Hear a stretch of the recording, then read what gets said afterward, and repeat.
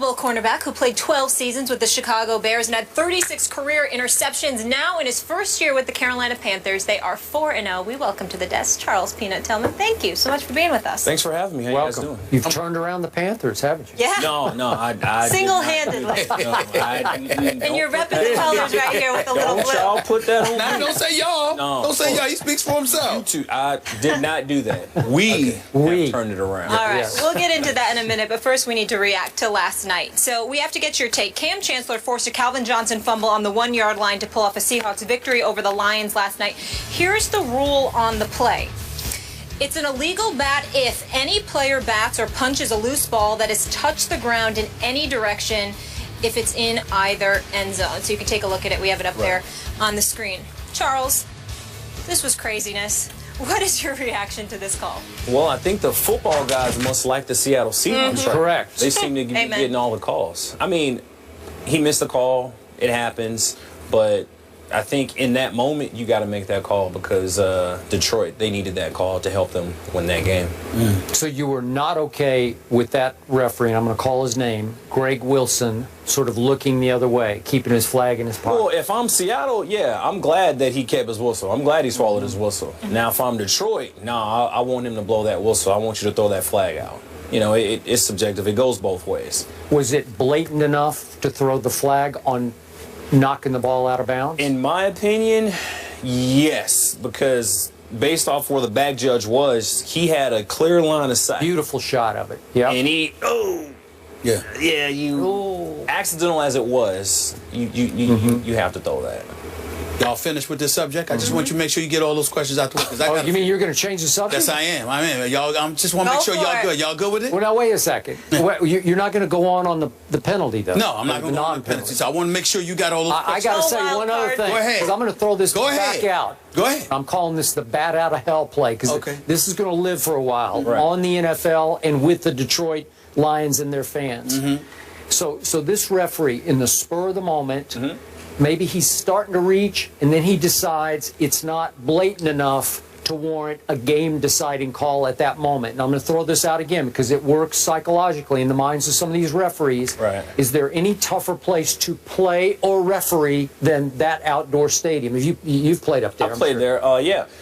In my opinion, every place is tough to play. Okay. Fan noise, the crowd, but they situation in the game, they the break moment, records. the time. Arrowhead breaks records. Right. Again, can it be a little intimidating for a referee? I'm sure it can be. To pull a flag that would change the game in front of that crowd at that moment on a Monday night stage. I'm sure it's a little bit. How do you offset it? Does the coach step in? You know, like a coach like Jim Caldwell and his staff, if they're literally outspoken and demonstrative in opposing it, is that the hope?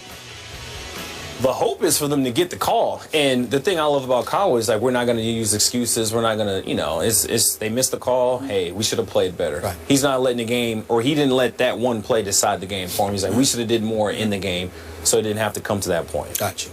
Go ahead. Can I change subject? Yes. Do I need to like get a Bible and like I feel like I'm finna go on trial right now? No. Yeah. I just want to ask. Seat's a little warm. I know where this is going. No, please, not for him. Not for him. I just want to ask you. How's it feel to be gone from Chicago? It feels good. I like my new team. Well, why are you smiling while you're asking? I just want to know. I just want to know. I like my teammates. What he's getting at is not how does it feel to be gone from Chicago. How does it feel to be gone from Jay Cutler? That's what he's getting. I like my teammates. Okay. Cam is great. Thomas is great. Luke is great. AJ, my team, my defense. Refresh my memory. Refresh my memory. When you left Chicago. Right. Obviously, you were born in Chicago, yes, okay? Sir. When you left Chicago, you specifically said, you know, I really want to compete for a championship. Right. That's right. So that's why you went to Chicago. What was wrong while you were in Chicago? We just didn't get it done. We didn't get it done. Offensively, we had some bad games. Defensively, we had some bad games. We didn't cut it on special teams. I mean, we weren't a good team. Let's cut to the chase. What is your view of Jay Cutler as a quarterback? Oh, God. I think Jay Cutler has all the potential and all the talent. Okay. Yeah, he does. You know what I'm saying? I think he has one of the greatest arms. You can quote me on does. this. I think he has. Oh, you're being quoted. Okay. You're being quoted. Go ahead. I think he has one of the greatest arms in the NFL. It's just how consistently can you play? And I think that might be a problem. Stop right there. Just being okay. Stop right there. I'm very curious when you use the word potential. Isn't that something that's supposed to apply to a dude that's been in the league around 5 years or less, as opposed to a quarterback in his 10th year? I'm just curious. I don't know. I don't know these things. I'm just asking. I'm just curious. Yeah. I think he has all the tangibles a great quarterback is supposed to have. Intangibles? I'm sorry, intangibles. The pocket presence, the arm strength, game-winning drives. It's just up to him to do those things. This is how you want to play. I'll switch it up. Okay. How is life with Cam Newton compared to what you've been dealing with? Life is good. I like Cam. I like his locker room presence, his game leadership.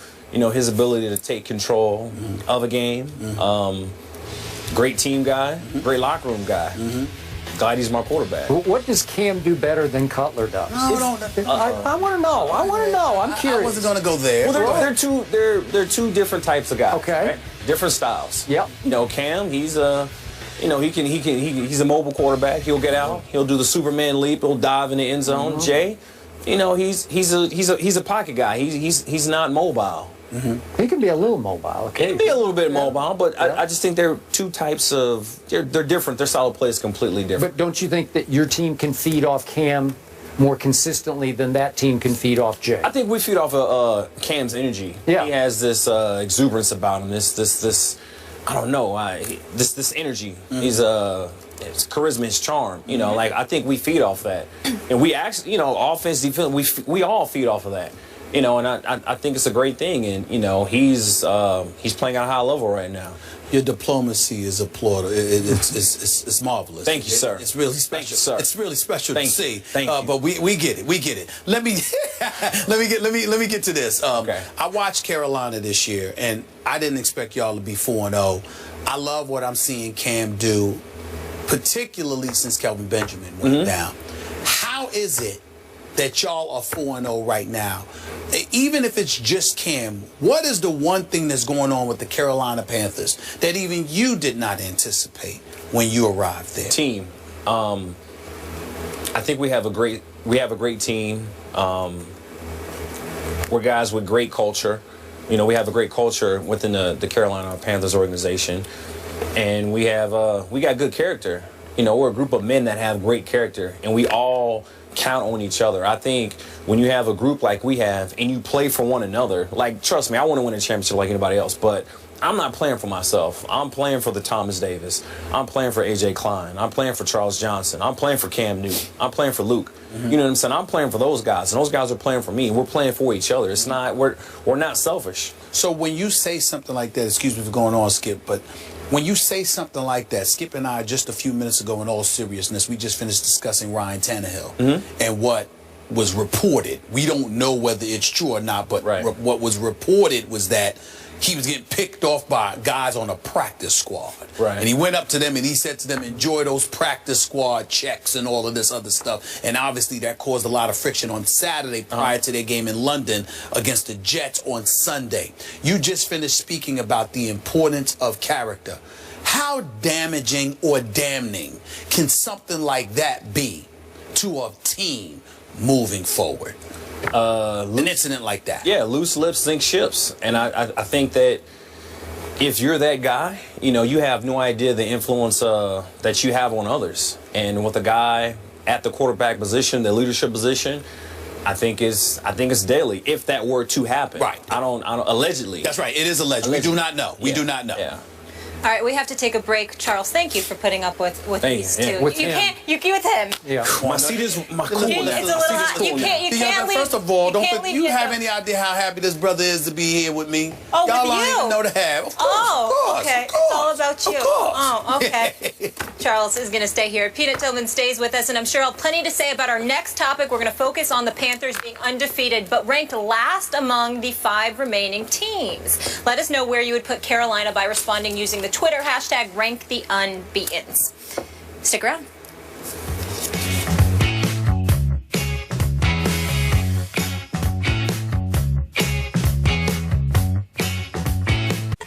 Are off to their first 4-0 start since 2003 and tied for the lead in the NFC South with the undefeated Falcons. However, according to ESPN's Football Power Index, Carolina is ranked the lowest of the remaining unbeatens and 15th amongst all NFL teams. So the glass half full, Charles Tillman, is that your team is undefeated. Right. And we know the half-empty part, the worst, supposedly, of the undefeated. What's your reaction to that? I'll take it. We don't care. We'll just keep stacking these wins. That's how we look at it. We don't make the schedule. Y'all make it. We just play them. We keep winning. We ain't got nothing. You think it's true, though? That we're the worst out of... No, I think, in my opinion, whatever team I'm playing on, and if we're playing good, I'll be honest with you. Right now, we're playing some good football, and we still haven't hit on all cylinders. Okay. So but I think obviously we're a great team. You can we're a only good team. you can only beat the teams on your schedule, Right. and you beat Jacksonville, and you beat Houston, you beat New Orleans, you beat Tampa. Right. Yeah, so they're all 1-3. All 4 of those teams are 1-3. You can't help that, but you can't make it any better either, right? Right. And we don't pick the schedule. Y'all pick it for us. We just play them. We keep winning. Well, hey, we gonna keep winning. Well, a legitimate question is, how good do you think this team is in the next 4 weeks? You've got Seattle coming up next, I believe. Yes. You know, you've got Green Bay 3 weeks after that. Philly and Indy might be a little bit desperate, so you never know how that could pan out. And, of course, there's the Dallas Cowboys and the Atlanta Falcons on the schedule before all is said and done 2 times. So I'm just wondering, how good do y'all feel y'all really are? We feel that we're good. You know, the most dangerous thing that you can have is 53 guys believing one thing together. You know what I'm saying? And right now we have 53 guys believing that we are the best team in the NFL. You know, to me that's a dangerous thing. It is.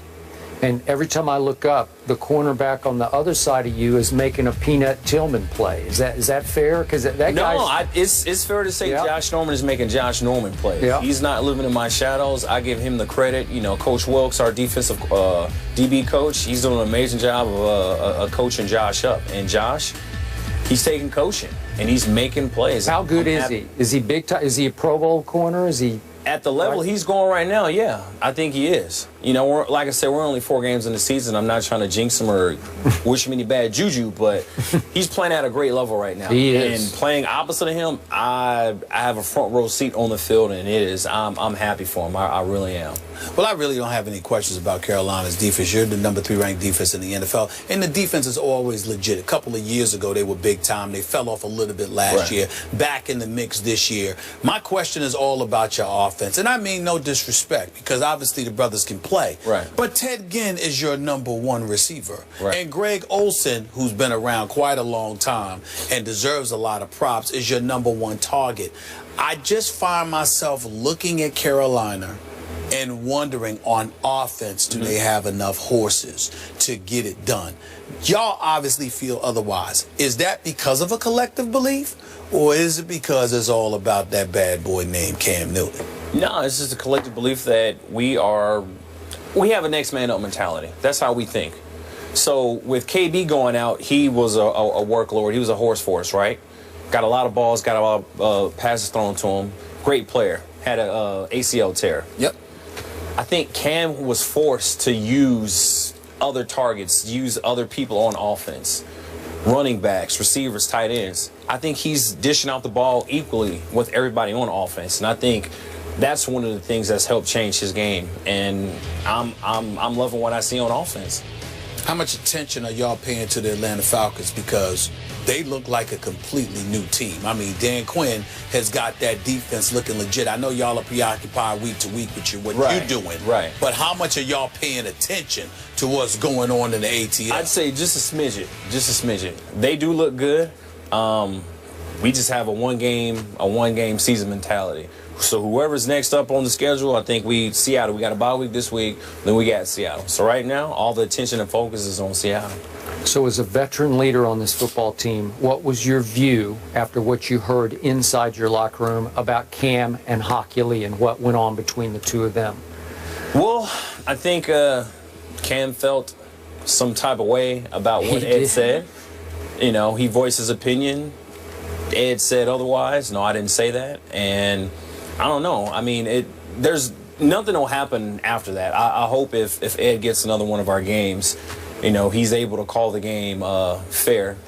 And if Cam does get a hit, I hope that he can he'll make that call legitimately. Did you get to talk to Cam at all directly about it? I did not, no. Okay. I did not. Well, the one thing I pay attention to, fellas, is this. First of all, Skip and myself, we believe Cam. Right. I looked at him, I said, I don't see a dude that's lying. Right. What are you going to make that up for? Right. Where's that going to come from? I don't understand that. That's number one.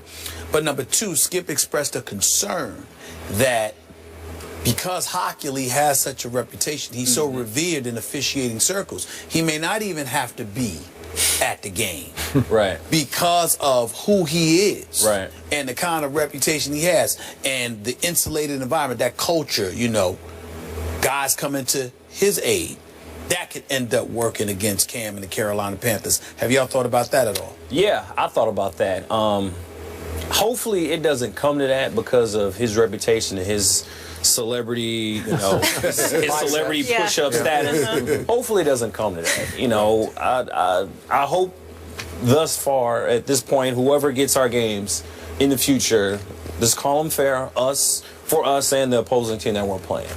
You know, hopefully we don't have to just, like, I hope we get a good rep this week and, you know, refs aren't coming to aid for Ed Hockley. I don't think it'll come to that, though. Cam called him out, and we think rightfully so. But I don't know if you can remember a star calling out a referee quite like this happened. No, if it did happen, I probably wasn't born. I don't remember. All right. Charles, thank you so much for joining us. Good It to see you, sounds bro. like you're in a good fit there. 4-0, not too shabby. And yeah. Your health. I'm good. How you feeling? 100.